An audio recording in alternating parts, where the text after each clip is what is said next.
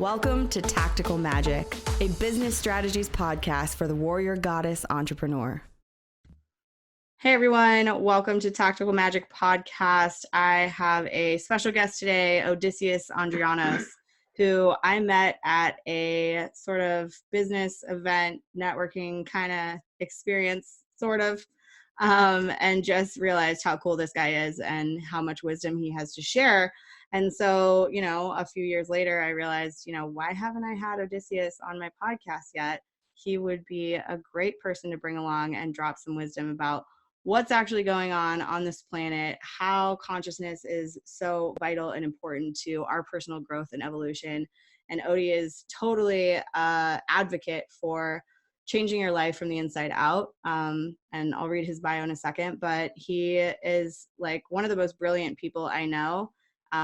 Definitely thinking about grander ideas than most people you will ever come across.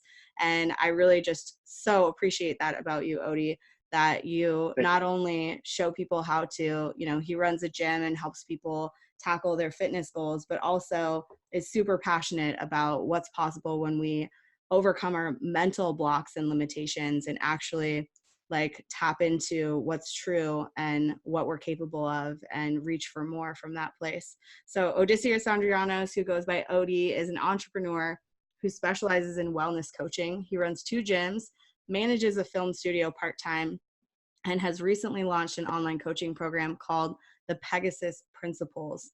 He specializes in coaching alpha females to maintain a work-life balance through mental, physical, emotional, and spiritual coaching. Welcome, Odie. Hey, thank you so much. That was an amazing introduction. I appreciate your kind words. I've been really blessed in my life to have a lot of excellent mentors and coaches who have helped me. And just to give you guys a little more of a touch on my background, what's unique about me as a coach is that I actually grew up behind the scenes of Hollywood. My father was a very successful filmmaker in Hollywood. He was actually in the film industry for like 35, almost 40 years. When I was a little kid, he was George Lucas's sound mixer. And what that did for me was that I was around elite entrepreneurs and business professionals from a very young age. And I think that part of that was it just kind of got my mindset, which is the first thing in any coaching program is mindset. And being around those types of people, I just kind of always felt like being successful was easy as long as you really you saw the vision. And being around film sets, you see it's like chaos, but somehow they bring it together and make this amazing production and whatnot. The one thing I also like to say about growing up on film sets is that I would get actually really bored because it'd be like they'd shoot the same scene over and over. It'd be like, oh my, I'm like a little 5-year-old. I'm like, it's like take 10. I don't want to see the same scene again. So what I would do is I would go and talk to the trainers and coaches of the actors and actresses. And that was very profound for me at a young age because I was exposed, you imagine, have some of the best coaches in the world. I remember growing up, just like I said, just getting bored and asking them questions like, how did you get this person to perform? How to get them to lose weight or gain weight? Sometimes you want to gain weight from one film to the next. And so the main thing that I took away from that, as I mentioned before, it always came down to mindset. Because if you're going to get somebody to get to their goals, you have to get their mindset like laser focus. I mean, you ask some of the best business professionals in the world, and they'll tell you focus is everything.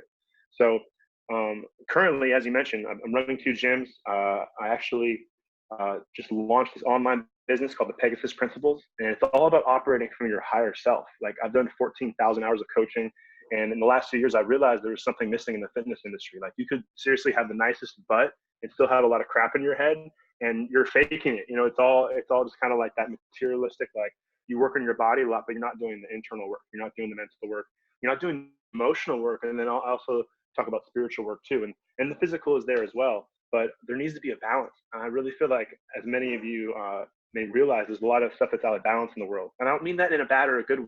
It really comes down to it's an opportunity to change. And I think that opportunity always starts with ourselves. And a lot of people, I think that they numb themselves from who they truly are. And so the essence of my program is to get people to operate from their higher selves. Because like I said, I just saw a discrepancy. I got to give people the best fitness program. Like I said, I run 2 gyms, and I've created my dream. My dream was to open gyms. I'm doing 2 of them. But like I said, the big shift was when I realized I could have 2 people doing the same program. One person's taking off, getting great results, and one person's not. And that's when I started studying psychology. I started studying NLP, neuro-linguistic programming, and shadow work, because I realized if there's stuff going on below the surface, it doesn't matter if I'm the world's greatest fitness coach. You will not see the results that you want, because once you make that shift subconsciously, you'll start to attract the desired results. Has there been times in your own life where you didn't feel in balance with all those things? Like, I know that's something you focus on really heavily right now, because you're totally someone who walks their talk. When you're teaching something, you're doing it with them. But has that been a journey for you? Like, what was it like before, and how's it like being in that balanced state now? So like, I've actually had to relearn how to walk 3 times in my life. And Wow. like, one of the worst was when I actually snapped my Achilles tendon. I was playing basketball in Tokyo, Japan. You know, I actually dunked. It was a really fun dunk. I jumped in the air, leaped super high, came down, pop, snapped my Achilles tendon. It was honestly the most terrifying experience in my life, because I knew exactly what I had done, because I got my degree in kinesiology. So I was like, oh wow, I'm so screwed right now. And I was on the outskirts of Tokyo, and when going through that, like coming back and healing from that, I went through the terror of like, I was just a year and a half into running my own gym, and just like, I was stuck in bed for months, and I was really crippled mentally. I was really crippled physically. Like I don't like taking drugs, but I was in a lot of pain, so I was on pills for a couple weeks. And that's when I feel like I really grew spiritually, because I was like just literally staring at the clock, like, what else am I gonna do? So I started actually working on breath work, and that was a huge shift for me, because I really feel like you can't be a great coach until you've gone through some sort of trauma or some kind of experience like that. And going through that made me realize the power of our breath to keep yourself calm, because I thought I was going to go crazy sitting in bed. You can imagine sitting in bed for that many hours. But I used that story, and I started studying a tremendous amount of books, like studying Eastern philosophy, like the Bhagavad Gita, the Upanishads, um, studying books on alchemy and whatnot. And a big one was Dr. Joe Dispenza's work. That was huge too. Huge And for me understanding too. brain waves. Oh, totally. Like, I know so many coaches who are loving his stuff, but like, that was where like, well, like I like a lot of the stuff that he teaches, like I learned it through my own experience, but I didn't know how to explain it. And he explains it so beautifully. And that's what's unique about it, because like, I'm realizing the stuff I talked about before is that, you know, people get stuck in fight or flight mode in their brains. And so I realized in my own growth, right? I mean, a few years later, after I snapped my Achilles tendon, I felt like I was too much in my masculine energy. I was like I'd only had one gym. And I was like, I got to build a second gym. Like, people are getting injured at all these other gyms. I made up all these stories in my head or whatever. But it wasn't until I started to really calm down, I just really like got into meditation and breath work. And like I said, I started dabbling in it a little bit when I had my injury, but then I was like, all right, I'm going to go deeper into this, doing meditation work. I calmed myself way down. And one of my clients came to me, and she's actually the owner of this huge electric company that actually works with Google and Facebook, called WB Electric. She was like, would you like to help me build a gym at my facility? And I was like, wow, that was so much easier, because I really feel deeply that it was a shift in my brainwaves. There's a shift in my way of being. And that's what attracted, because I was like trying so hard. I feel like I was way too much in my masculinity. I think it happens a lot in society today, even with women, they're too much in their masculinity. And being able to calm myself down and just let the universe kind of conspire to what I'd already created, then I was able to receive. And I think a lot of people need to hear that and live that message. You know what I Yeah, mean? I really just want to highlight what you just said, because it's hugely pivotal and contradictory to what everyone else on earth, for the most part, thinks and knows and believes and has proof of in their lives, is that you don't always have to go out and hustle to get a new client or to receive an opportunity that could be huge for you. Sometimes aligning your state of being, getting into a place of resonance, focusing on your own like frequency and intentions can magnetize things to you effortlessly. You didn't have to Absolutely. go and seek that out. That came to you because, like you said, you shifted a frequency in your brain. You got to a place of resonant alignment. And that was being, not doing. So I think I just love that that's such a huge piece of evidence for you. I have evidence of that in my own life. Joe Dispenza's books are full of evidence of that Yeah. being is as valuable as doing, if not more important and more vital to the growth of anything, any project, any person, any movement, is just as vital to align the being's aspects of it as the doing. Well, I think a lot of it comes down to the fact that we're so hyper stimulated today that like for me personally, making the shift from just being a fitness coach to being a wellness coach is, I really believe there's tremendous value in learning some form of breath work. You know, even if you're religious, if you want to pray, that's fine. Like, or if you want to just, or if you want to meditate, or if you want to just call it breath work, that's what I call for people who aren't comfortable with other terms. But the key is, like we're talking about, calming down your brainwaves. If you're constantly stimulating the left side of your brain and your beta brainwaves, how can you make logical decisions? And how can you create a new reality for yourself? That's a big thing Joe Dispenza talks about too, is when you actually calm your brain down, then you can actually activate different parts of your brain. You can actually rewire the neurons of your brain. And that's what's been huge for me. It's like, I want to teach as many people how to do that, because I feel like I've done that a few times in my life. And now I'm beginning to actually tweak it and actually master teaching it to people. And it's ridiculous, because you don't have to exercise as hard. You don't have to, it's easier to fall asleep because you're more in tune with your body. It's easier to eat healthy because you love your body more. You know what I mean? I mean, a big part of like anxiety and depression these days is people are not in touch with their inner self. They're like in this illusionary state of lack of self knowledge, or gnosis in Greek. And to touch back on what you mentioned before about like vibration stuff, have you heard of this 7 universal laws or 7 hermetic principles? Yeah, you told me about them actually. Yeah. So I wanted to touch on that. Like, I actually talk about that in my program as well. It's like, so there's the law of mentalism, the law of correspondence, the law of vibration, the law of polarity, the law of rhythm, the law of cause and effect, and the law of gender. And so I actually had that written on my wall for years, because everything is mental. There's as above, so below correspondence, right? There's a vibration, just like we talked about, right? To everything. There's a polarity. There's 2 sides to everything. There's a rhythm, your heartbeat. There's a rhythm to anything that you create. There's cause and effect. As you learn to master the principles, you become more of a cause, and things don't affect you so much because you're more in tune with yourself. And there's a law of gender, because there's a masculine and feminine side to everything. And as I mentioned, I was too much in my masculinity, and learning how to use those principles helped me to get out of my own way, because I really was in my own way. And a lot of people, because of the way your brain is operating, and some of it is just your internal critic. Talk about like shadow work. You have this internal voice that's telling you you're not good enough, telling you that you're a victim, telling you that you're not worthy of the wealth and success that you deserve. And so having those conversations that people to get that out makes things a lot easier for people to, like I said, start to attract what they deserve, because they're in their feminine. Yeah. And not to like blame people or put them in, you know, some other version of victimhood, but to start recognizing that you are the creator of your reality and not the subject of it, not an innocent bystander, but that you actually have a dynamic capacity and a potency and a capability and an opportunity to go and change things in your life and be the one creating what occurs and being, like you said, the cause rather than at the effect of things. And that in itself is something I wish more people would just try on for a little while, because then it's almost like it's your freaking duty to get that shit in order so that you can be who you're supposed to be on this planet. You didn't come here for no reason, in my interesting point of view. You came here for a purpose. And if that purpose isn't being fulfilled, or if your, you know, negative mindset is beating you up so much you can't move forward, then who's going to change that if not you? I actually love that therapy and coaching is so like popular and prevalent right now, because people are looking at, who am I being? What do I desire? How do I create more of that in my reality? And then people like you, and sometimes people like me, are saying, hey, there's another way. It might be easier if you actually just get inside your own head first. I mean, they're all probably guiding them to some version of that. But that blank space, that non-stimulated zone, whether it's 5 minutes or it's an hour, whether it's once a day, 3 times a day, whatever it takes to get you into that blank zone where you get to start paying attention to what's going on inside of you, paying attention to what your body actually feels like and is trying to communicate with you. And then, you know, inputting whatever you want to input, whether that's an audio track you're listening to or a mantra you're taking on, to start rewiring how you operate. That is not as hard as it sounds. It's really just about practice and ritual.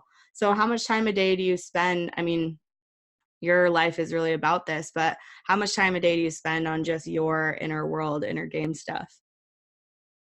So like today I meditated for about 45 minutes. I have Mondays off. I work Saturdays, so I take Mondays off. So I meditated for about 45 minutes. And so I do different types of meditations, because like I want to be able to teach different types of meditations. So I have like a 50 breath meditation that I do to get myself in alpha brainwave state. And I do like different mantras, like to attract what I want to create in my life. And then I have another one where I, like, a lot of mornings I'll just wake up and I'll lay in bed and I'll think about all the things that I'm just grateful for. Do like simple gratitude meditation. I have one where it's actually called a fight or flight mode meditation, where you actually exhale all your air out. If you're really, really like hyper beta brainwaves, fight or flight mode, there's this breath that I do to really calm myself down. But and I teach a couple others too, but I'm constantly practicing them myself. So that when I teach them, I'm going to be better at teaching them. But the key point that you kind of touched on too is that it's really about reprogramming the subconscious mind, because you can create the reality that you want. The only party that doesn't think that you can, that's just an old story. Like in NLP, neuro-linguistic programming, to talk about this is like there's another thing that I teach in my program, because I've realized it's so simple. People are using an old map to create their reality. And so they're wondering why they keep getting the same result. It's because on the subconscious level, you're still using an old map. And it's not necessarily a bad or a good thing, but you're addicted in that subconscious world to that map. And what you could do is, and that's what any coach does. You do this, I do this. When you work with people, you have to be really aware, conscious of what's happening now, and accepting what's happening now. And then they can start changing and adapting to that territory that's right in front of them. But it's part of it is being compassionate as a coach, because a lot of people are addicted to that old map. You know what I mean? Right. And so being able to honor that and to move to something else. Yeah, it's almost like the same map has a fold you didn't realize could unfold. So you could go from the old place to the new place, but you don't even know that piece of Pleasantville is there until you unfold that map. And sometimes you don't know you didn't unfold the map yet until somebody brings that to your awareness and helps you do it. Yes. Well, that's the value of having a coach. I mean, like, a lot of times people, like, they'll have great intentions. It's like they'll buy a treadmill and it'll sit in their house and they'll never use it. Like, they'll have the intention, but they don't maintain the discipline and accountability, because it's like you could have all the best intentions, but it's about your discipline and accountability. Like my father always told me, it's like proper preparation prevents poor performance. And so you have to be prepared ahead of time, and then you're going to be more successful. So it's like you book out time in your day for doing some meditation work, for calming your brainwaves down. If you don't, you're always in those beta brainwaves, and you can't calm yourself down, and you don't sleep as good. It's a lot simpler than people think, but it's part of it's also people's ego. They're addicted to like the way their parents kind of program them.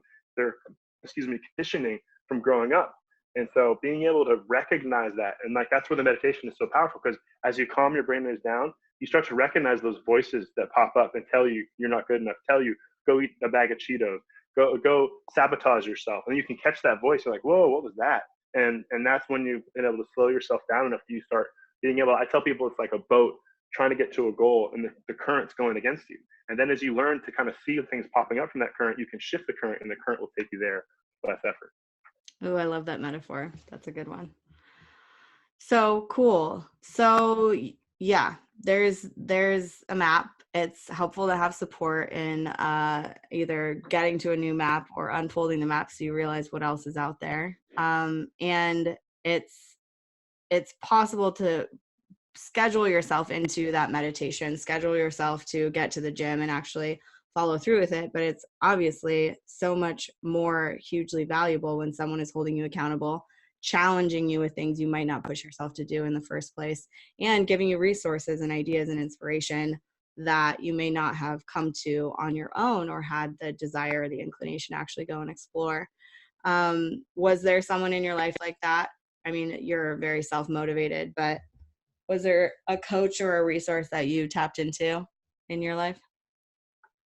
So over my years of running my own gym, I actually met NLP coaches. I met coaches who taught shadow work, and they came to me for fitness training.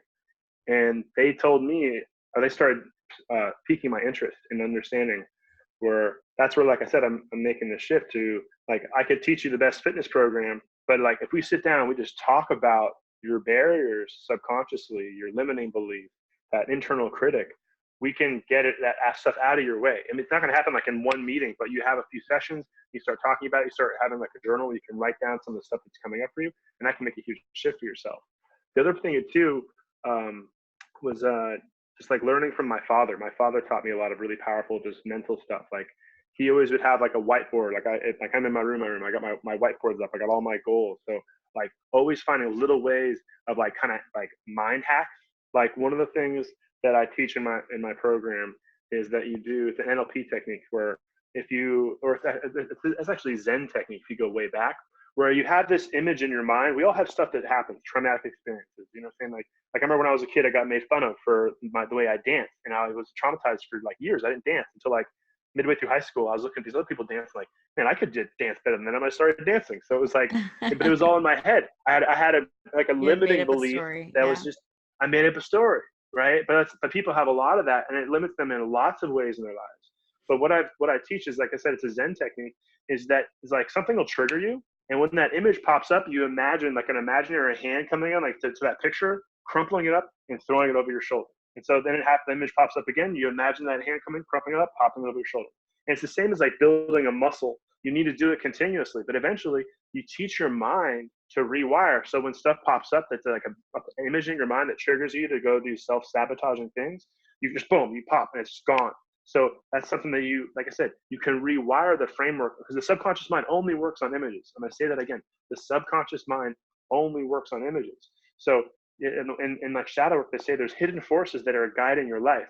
And as you begin to recognize those hidden forces, then you can make those shifts. Then there's cheats, like that image of like grabbing that picture and throwing it over your shoulder, because then you quickly shift yourself and not sabotage yourself and stay on track to where you really want to become.